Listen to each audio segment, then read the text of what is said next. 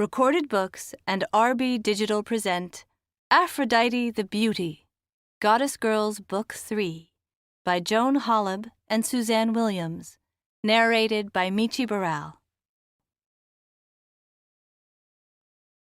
Chapter 1. Boy Trouble. Aphrodite slid into her seat in Mr. Cyclops' heroology class just as the lyre bell sounded, signaling the start of another day at Mount Olympus Academy. As she tucked her long golden hair, which was threaded with pink ribbons, behind her delicate ears, she was aware that every god boy in class was watching her. She hoped that in her rush to get ready that morning she hadn't smeared lipstick on her teeth.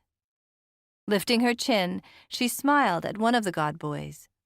Because he was a centaur and therefore part horse, he stood at the back of the room. With 4 legs, it was too difficult to sit in a chair.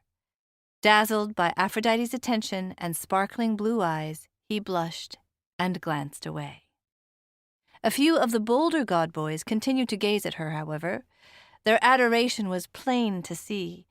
Ignoring them, Aphrodite reached into her bag and took out her heroology text scroll. As the goddess girl of love and beauty, she'd grown used to such admiration. Took it for granted, in fact. All her life, god boys had found her enchantingly beautiful. It seemed they had only to look at her to fall hopelessly in love. That wasn't her fault, of course. It was just the way things were. Aphrodite glanced across the aisle at Athena, trying to get her attention. All week, the class discussions had centered around mortal maidens and youths. She wanted to ask if Athena had heard the intriguing rumors about a maiden on Earth who could run as swift as the wind, faster than any youth or even beast. But as usual, her friend's nose was buried in a text scroll. Before Aphrodite could call out to her, Medusa, who sat directly behind Athena, leaned across the aisle. Her head writhed with hissing green snakes instead of hair. Their tongues flicked in and out as she poked Aphrodite with one of her long green fingernails. "You were almost late," she sneered. "Troubles? Bubbles?"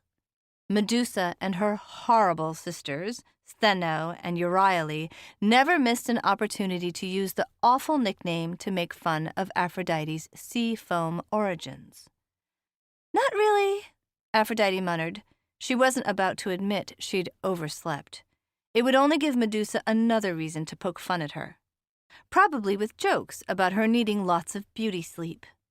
Fortunately, before her snaky green nemesis could say anything more, Mr. Cyclops finished with the student he'd been speaking to and stood up. As his humongous single eye swept the room, everyone fell silent. Aphrodite wondered what they'd be discussing today. Yesterday, their teacher had asked how much and what kind of help they thought gods should give to mortals they favored. Aphrodite, who enjoyed helping mortals in love, had hoped to talk about that, but the god boys in class had immediately steered the discussion toward weapons and war, topics that could never hold her interest for long. Reaching into her bag again, she pulled out her pink papyrus notepad and began to doodle little hearts all over the front with her favorite red feather pen. Mr. Cyclops cleared his throat. "Today, I'd like you to consider the following question," he said. "Need mortal maidens always marry?" Dropping her red feather pen in surprise, Aphrodite sat up straighter. Now this was an engaging question. She'd like to see the god boys try to make this into a discussion about weapons and war, she thought as she raised her hand high. "Yes, Aphrodite," asked Mr. Cyclops. "I wouldn't want to see any young maiden go unwed," she said. "Everyone should have a chance to fall in love."